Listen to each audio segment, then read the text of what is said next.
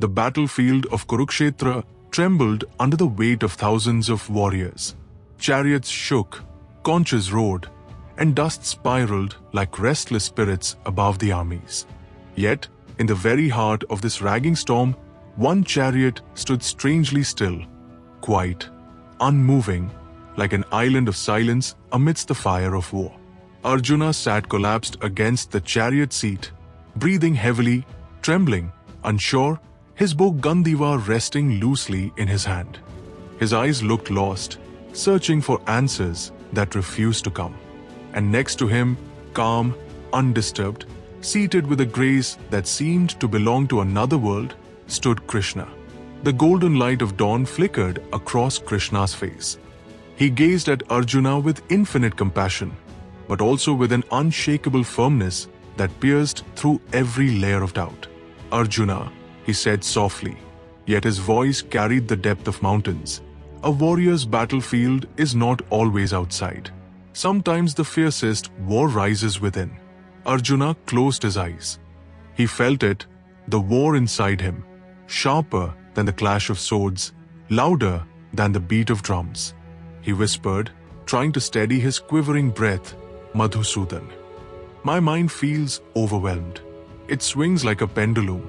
It collapses under fear, it rises with hope, then falls again.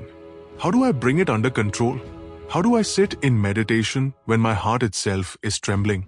Krishna looked toward the horizon, where the sun slowly began to rise, painting the sky with molten gold. "Then listen," Krishna said, "for today you will learn the sacred method of meditation. This is the path through which the distracted mind finds stillness, the trembling heart finds courage, and the wandering soul finds its home." Arjuna lifted his gaze. Krishna's eyes reflected the entire sky. He felt a sudden quietness inside, like his thoughts had slowed, like everything paused just long enough for him to breathe again. Krishna continued, "Meditation is not an escape from life. It is the courage to enter the deepest part of yourself. And Arjuna, the one who conquers himself conquers everything." Arjuna felt a shiver run through his spine. He straightened slowly and whispered, "Teach me, Krishna. Teach me how to become that sage of self-mastery." Krishna smiled, an ancient, eternal smile, and the battlefield noise faded into the background as though the universe itself leaned in to listen. "Then let us begin." The wind quieted, the sun brightened, and time itself seemed to bend around the two of them as Krishna began revealing the sacred method of meditation. A strange peace covered the chariot like a curtain of light. For a moment Arjuna felt as though the battlefield had vanished. He could no longer hear the neighing horses or trembling warriors. All he heard was Krishna's deep and steady voice guiding him through the unseen corridors of the inner world. "Arjuna," Krishna began, "the mind is like a restless horse. It will run wherever it pleases until you give it a place to rest." "A place to rest?" Arjuna asked, leaning forward. "Yes," Krishna replied, "a sacred seat, an asana, for meditation. Just as a warrior needs firm ground to stand upon, the mind needs a firm seat to anchor itself." Arjuna closed his eyes and imagined it.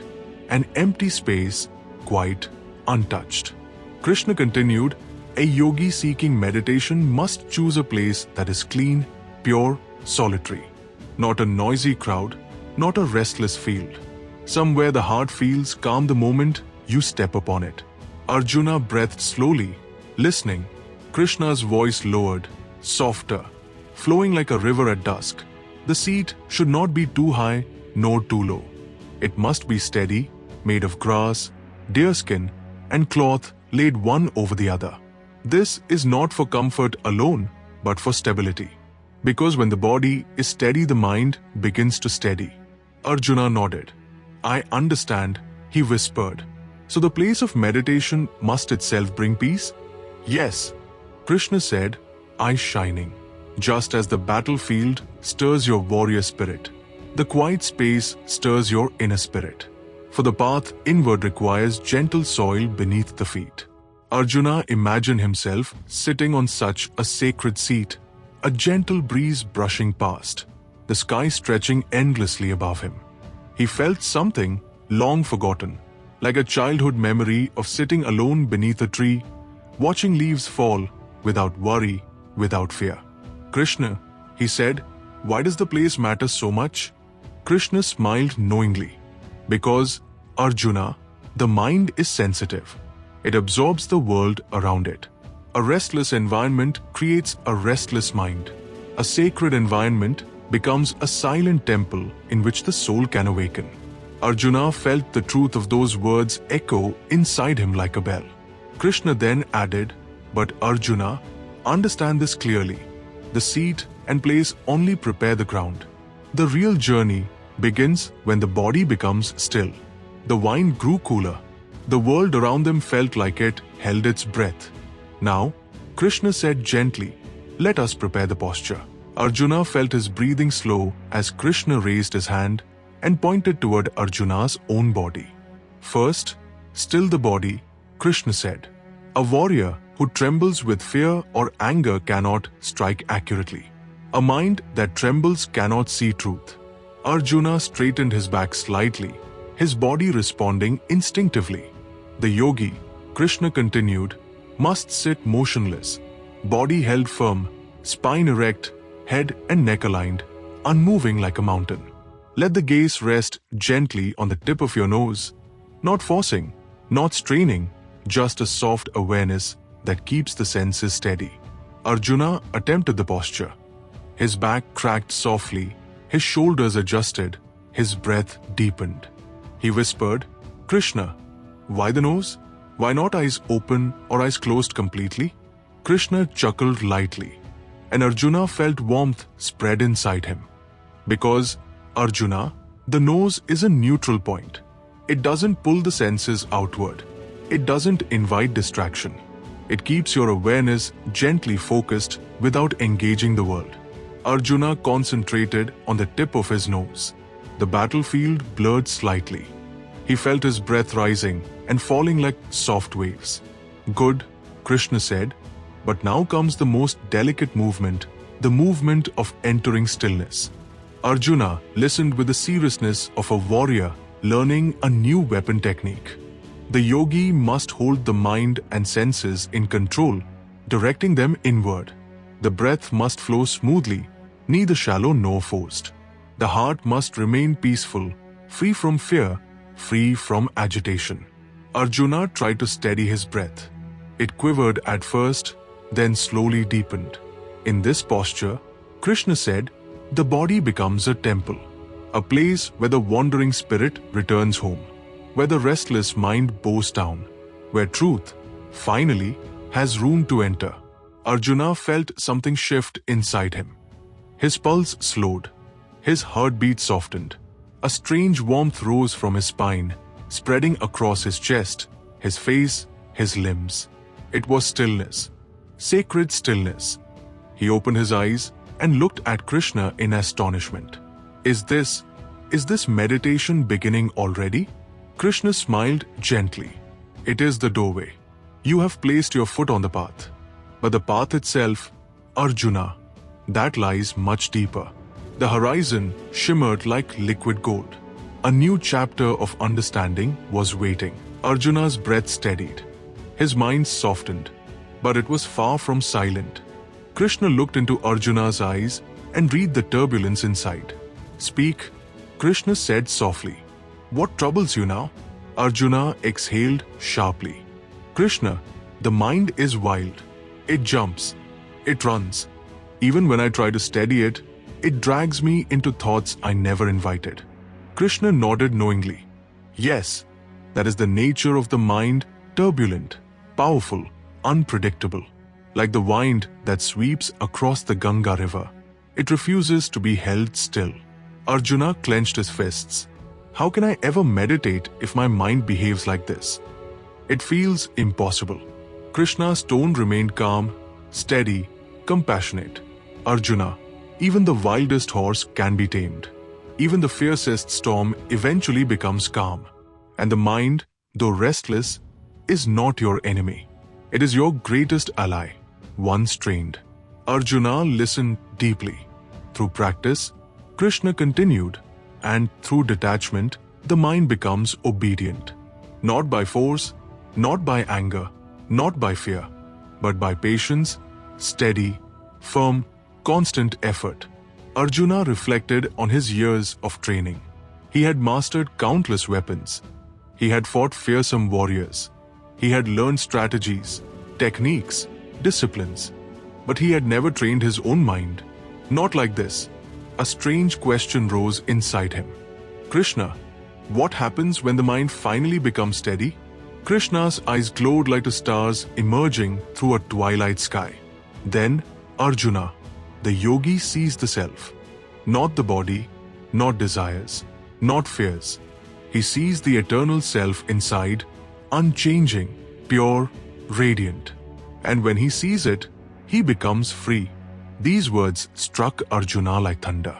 And even more, Krishna said, his voice deepening, he begins to see that same self in all beings, in the learned and the ignorant, in the peaceful and the violent, in the noble and the wicked. He sees unity where others see division. Arjuna's heart shook. Is that why you say the true yogi views all with equality? He asked. Yes, Krishna whispered, because he sees the same light shining through every living being. Arjuna swallowed. His breath trembled. If one truly reached that state, would hatred disappear? Krishna smiled. Hatred, fear, envy, jealousy, all of them fade like mist in the morning sun. Because the yogi sees life as it truly is, a single divine presence flowing through countless forms. Arjuna closed his eyes. The battlefield around him blurred into insignificance. He saw not warriors, but living flames of consciousness. Each light connected, each flame sacred. His chest grew warm. His breath deepened. Krishna, he whispered, where does such a yogi live? In caves? In forests? Far from the world? Krishna's answer surprised him. He lives right in the world, Arjuna. Among people, amidst duty, in the heart of life. Meditation is not escape, it is transformation. The world becomes the yogi's playground, not his prison. Arjuna felt tears form. Everything he had believed about meditation, all the myths, all the fears, began to dissolve. He looked at Krishna with a renewed glow in his eyes. Teach me more, he whispered. I want to walk this path. Krishna nodded gently. The path continues, he said, but the next step is deeper still. The sky above Kurukshetra brightened. The sun rose higher, painting the earth in radiant hues. Yet on Arjuna's chariot, time felt suspended, each word of Krishna echoing like a thunderous truth across centuries. Now listen, Krishna said, for this is the heart of meditation. Arjuna leaned forward, every nerve alive. When the mind becomes steady, Krishna began, like a lamp that does not flicker in a windless place, then the yogi experiences the highest joy, born not of the senses, but of the soul itself. Arjuna felt a chill run down his arms. That joy, Krishna said, is unlike anything the world offers. It is deep, peaceful, gentle, yet powerful. It is the joy of freedom from fear, freedom from desire, freedom from sorrow. Arjuna whispered, a joy beyond joy. Yes, Krishna said softly, a joy that does not depend on victory or defeat, praise or insult, gain or loss. The world cannot touch it. The world cannot shake it. And once tasted, Arjuna, it can never be forgotten. Arjuna felt something inside him open, like a door he didn't know existed. And then, Krishna continued, the yogi becomes established in the self. He holds it with unwavering grip. Even the greatest sorrow cannot move him. Arjuna swallowed hard. A memory flashed, Abhimanyu, his son, smiling. Brave, tragic. For a moment his chest tightened. Pain surged. But then, as Krishna's words settled inside him, the pain softened. He breathed. Just breathed. Krishna raised his hand gently. This state, Arjuna, is the true liberation. The moment when one becomes free while still living, Jivan Mukta. Arjuna's voice cracked slightly. And anyone can reach this. Krishna nodded. Anyone who tries with sincerity. Anyone who practices with love. Anyone who walks the path without fear. A deep silence wrapped the two. Even the wine felt reverent. Krishna then added, "But Arjuna, understand this well. Meditation is not a single moment. It is a lifelong friendship with the self. A steady flame you must protect." Arjuna closed his eyes and imagined a lamp burning within him. Small, warm, steady. "I will protect it," he whispered, surprising himself with the certainty in his voice. Krishna smiled. "You are ready to hear the final truth," he said. "The truth of equality, of unity, of seeing the self in all." Arjuna inhaled deeply, ready for the last step. Krishna's voice echoed as though the universe itself spoke through him. "The yogi," he said, "whose mind is harmonized, sees the self abiding in all beings and all beings abiding in the self." Arjuna felt his breath stop for a moment. "The true seer," Krishna continued, "sees me everywhere, in friend and foe, in saint and sinner, in the humble and the proud, in the wise and the ignorant. He does not see differences, he sees divinity." Arjuna's heart pounded. He looked across the battlefield. He saw Bhishma, grandfather, warrior, mentor. He saw Drona, teacher, master of weapons. He saw Karna, enemy, brother, destiny's child. He saw Shakuni, schemer, shadow walker. He saw Duryodhan, rival, fallen prince. And in each phase, he suddenly saw something pure, something luminous, something sacred. A thread of consciousness connecting every heart. He whispered, trembling, "Krishna, if one reaches that state, does he hate no one?" "Yes," Krishna said gently, "because he sees no separation. He sees the same self shining through all forms. And that vision, Arjuna, that divine equality, is the highest yoga." Arjuna felt tears slip down his cheeks, tears not of weakness, but of revelation. Krishna placed his hand on Arjuna's shoulder. Whether in pain or joy, Krishna said, whether in gain or loss, whether in triumph or despair, the yogi who sees with equality remains steady. Arjuna breathed deeply. His trembling had stopped. His fear had softened. Something inside him, something ancient, something courageous, rose like a flame. He lifted his gaze toward Krishna, his voice no longer shaking. "Madhava, I understand now. Meditation is not running away from battle. It is finding clarity within it." Krishna nodded proudly. "Yes, Arjuna. The battlefield outside reflects the battlefield within. Conquer the inner battlefield, and no outer battle can defeat you." Arjuna straightened his back, lifting Gandiva from the chariot floor. His grip was firm, steady, unshakable. The warrior had returned, but this time, guided not by anger, not by confusion, but by understanding. He looked at Krishna with reverence. "With your guidance, I will walk this path. I will steady my mind, hold its reins, and see the self within all." Krishna smiled, the smile of eternity itself. "Then rise, Arjuna," he said softly. "For now, you are ready." The conches roared, the sky trembled, the army stirred, but Arjuna, warrior, seeker, student of yoga, stood transformed. Inside him, the sacred lamp of meditation burned bright, unflickering, unwavering, unshakable. If you like our work, then do like, subscribe, and share the channel.